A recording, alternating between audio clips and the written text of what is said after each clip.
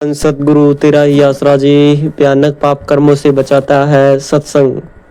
पूज्य गुरु जी सच्चे रूहानी रहबर पूज्य गुरु संत डॉक्टर गुरमीत राम रहीम सिंह जी ऐसा फरमाते हैं, जो जीव ओम हरि अल्लाह वाहिगुरु मालिक के याद में आकर बैठते हैं तथा उसे परमपिता परमात्मा की चर्चा करते हैं, वो बहुत भाग्यशाली है या भाग्यशाली बन जाया करते हैं। पूज्य गुरु जी फरमाते हैं कि जन्मों जन्मों के संचित कर्म कितने हैं, इसका दायरा कितना बड़ा है, इसके बारे में कुछ भी लिख बोल कर नहीं बताया जा सकता, लेकिन यह हकीकत है कि जीव सत्संग सुनकर अमल करे तो जीव अपने भयानक से भयानक पाप कर्मों से बच जाता है।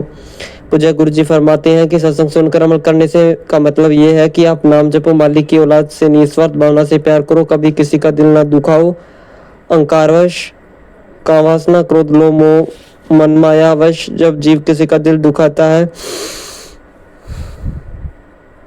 तो उसकी भक्ति कटती है, वह खुद दुखी होता है और मालिक से दूर होता जाता है। इसलिए कभी किसी को बुरा नहीं सोचना चाहिए। जब जितने बड़े महापुरुष संत पीर फकीरों ने यह लिख दिया है कि कबीरा सबसे हम बुरे, हम तज भला सब कोई, जन ऐसा कर माने अमित हमारा सोए। कहने का मतलब है कि कहने को कोई भी कह देगा कि मैं यूं हूँ, मैं ये हूँ, वो हूँ, लेकिन जो लोग ऐसा मान लेते हैं कि मैं दूसरों के लिए बुरा क्यों कहूँ और वह असल में किसी को बुरा नहीं कहता बल्कि अपने आप को बुरा कहता है, तो ऐसा कहकर मान लेते हैं, वो मालिक के मीत प्यारे अति प्यारे हो जाया करते हैं। पूज्य गुरु जी फरमाते हैं, सत्संग में चीज जो समझ आती है, लेकिन ये जरूरी है कि आदमी सुनकर अमल करे तभी खुशी हासिल होती है। सुनना अच्छी बात है, जैसे पत्थर गर्मी रहते हैं तो किसी का पाँव सड़ा देते हैं, उन पर थोड़ा पानी गिरता है तो वह ठंडे रहते हैं। सत्संग सुनकर जीव चाहे अमल ना करे फिर भी सुनने वाले से तो बेहतर है, लेकिन सुनकर अमल करने ही खुशी आती है, वरना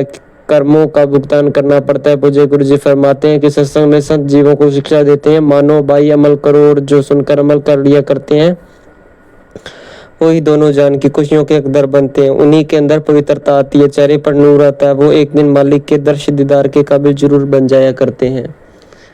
धन धन सतगुरु तेरा ही आसरा, शुक्रगुजार, धन्यवाद। मिलते हैं अगले अनमोल वचन के साथ। धन्यवाद धन्यवाद।